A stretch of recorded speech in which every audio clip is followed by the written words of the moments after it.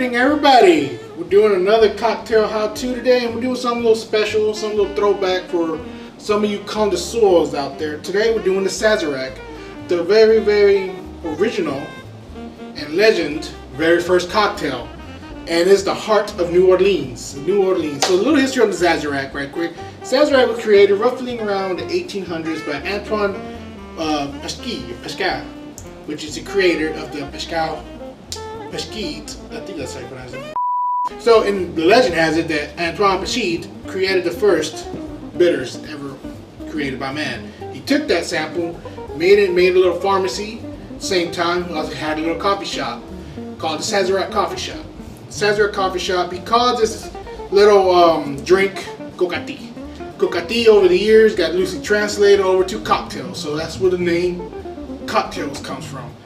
Now, the story with Sazerac is it was originally made with Cognac. It's the very first cocktail made with the very first bitters. And over the years, it became this giant staple. It became literally the drink of New Orleans. Now, here's the thing. Over the years, especially around the 1870s, 1880s, it was getting extremely hard to get Cognac for obvious reasons, which is the wars. So, they switched over to rye. Rye was more easily obtainable, and of course, like I said before, there is a story between the Ohio River where you get the birthplace of whiskey and bourbon.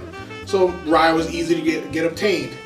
Now, after that, Cognac became a rye whiskey drink, and from on, that's the legend goes. Now, is it true? No. It's all legends, it's all hearsay. There's more in depth to it. There's actually a book about it, but that's going to extreme detail. I'm just gonna make a drink to get fucked up. So we're gonna make the Sazerac. I'm gonna actually do two versions of it, two different ways to do it. I'm gonna make the modern way and what supposedly was the original way. So I do have a lot of varieties here. We're gonna do our first one. Now, the one rule about making a Sazerac is you have to chill your cup. So I did a little quick twofer. So now that I put my cup in the fridge, but I put some ice in it, that's to get it chilled down, because you're not gonna put ice in your drink. You're gonna drink it straight neat. Secondly, I got a variety here of the type of rye. I just want to talk about this rye a little bit. So rye whiskey is clearly over 51% rye. Not my favorite type of whiskey, to be honest. I'm extremely picky and kind of how you say, I'm not a fan of it. That's plain put it. But there are some rye whiskey that I do enjoy, and I'll be a dishonor if I don't mention it, even if I don't end up using the drink. So my favorite rye whiskey in general is always going to be Bullet Rye. So Bullet Rye whiskey is extremely cheap. It's extremely good. I feel the spices in the rye is well balanced. Another good rye whiskey, it's not really a rye, and that's the reason why it's not on this table, is the Whitmeyer's Bourbon and Rye. That's more of a hybrid thing, and I want to use straight rye whiskey for this stuff. Another good one that I would really need to mention, and especially for you guys out there who are super patriotic and very awful supportive soldiers, Three Rangers rye whiskey is, I think, out of Virginia. And so these guys, I can't remember his name right now, so I apologize.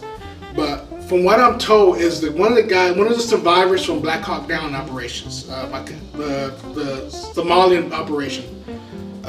So him and some couple buddies created this whiskey, and portions of the proceeds from this whiskey goes to fallen soldiers. So that's a really good thing for you guys.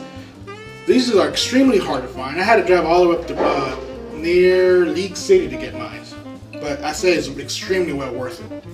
And then we are what I'm gonna end up using for today would be the Kooper Family rye, straight rye whiskey from LaBelle, Texas. It's right outside of Katy. It's like about an hour and a half outside of Katy. It's like a little small drive. I have the straight bourbon, we call it Sweetheart of the Rodeo, which is really good. I have yet not tried their rye, so I figured it's a good time to try it with a. Ooh, that smells spicy. So, I love that pop. Always judge a drink by its pop. Good cork sound, good pop means that the whiskey's gonna be good. Alright, so let's get started. So easy. This drink extremely simple. So normally you're supposed to mix this with a second rocks glass.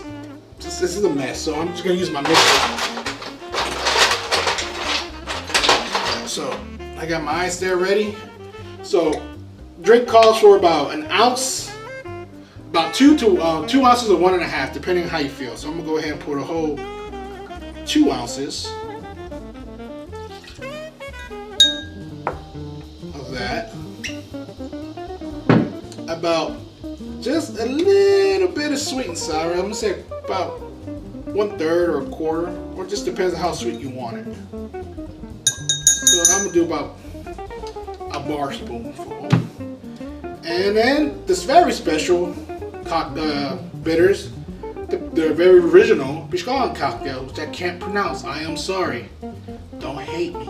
I'm very bad with words. So this requires about 2 dashes, but sometimes it's based on how you feel about how many dashes you want it. So I'll do the original 2 to 3. Ice there. Now you gotta stir the drink for about 30 seconds. You gotta really let it get it cool, dry it out. Once that's done, I'm gonna go ahead and let that sit there for a couple more seconds. Here's the important part. Once my ice is chilled, we gotta layer it with absinthe. Absinthe liqueur, which is a French liqueur, which all you people probably heard of, the Green Fairy. If y'all seen what's that movie called? Moulin Rouge. It does not make you hallucinate. It does get you fucked up though. So you're supposed to layer it in your drink just enough to get that aroma out of it. I, luckily for me, have a sprayer, which makes it easier. But the next go around, I'll show you how they used to do it back in the days, which is a little neat trick. So all you need is a good little spray. Right. Now to pour. Strain it.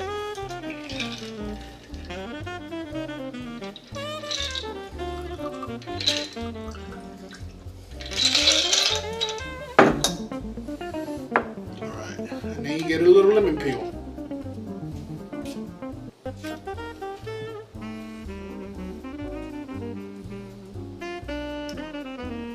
Some people don't like dropping it in. Some people do, but I'm gonna go ahead and drop it in. So like I said, I haven't had a Sazerac in so long, and I haven't had this whiskey particularly yet. So I'm gonna go ahead and try it out, see how it works out for me.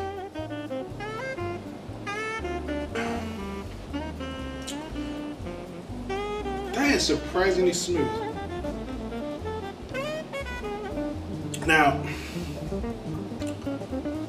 I can smell the absinthe. The absinthe, I mean, that smell ain't gonna go nowhere. But man, it's really I took a little bite. Extremely smooth. The spices from the rye is very hidden. I don't know if it's because of the bitters or the sweet. I mean, it just mixed really well. Like I said, the cup is extremely chilled. I mean, there's not much to hate about it. This is good. So we are gonna do the second portion here, and this time we are gonna do it the way they originally made it done.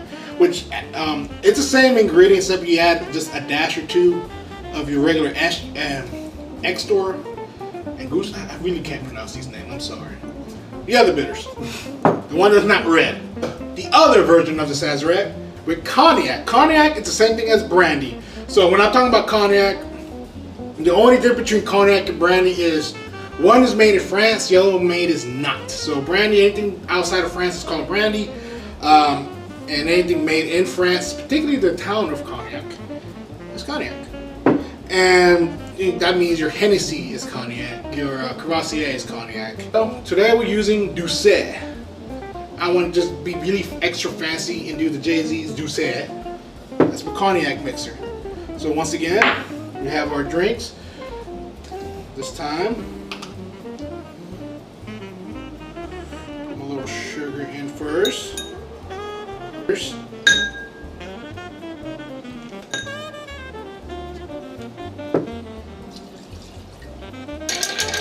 about 30 seconds.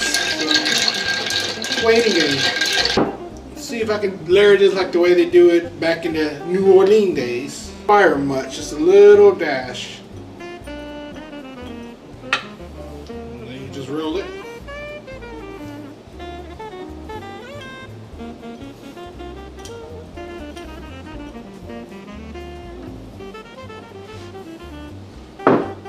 Fancy, huh? And then you just pour it in.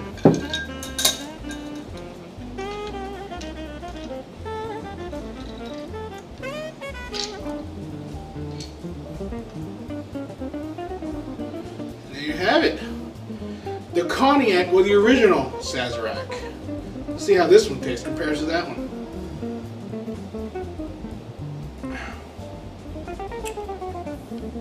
This one's more fruitier. Yeah. This one, you really, the absinthe really stands out with this one. But this one has a more rich, fluid taste. Because the Cognac, since if people don't know, Cognac is just fermented grapes to begin with. So this really just stands out a little better. So yeah, I'll probably be more of the fan of this version just because it feels more natural. The flavors and everything that is in it, which is very minimal, does pop more and does seem to blend more together. The rye whiskey version, though it's still good, is, you know, the spices at the end. I mean, again, it goes by me being biased against rye whiskey, but it's still good in its own right as well. It's pretty much with your choice, what you want to do and what you prefer. So let's say if you're a Cognac guy, if you're a Hennessy guy, this would probably be your route.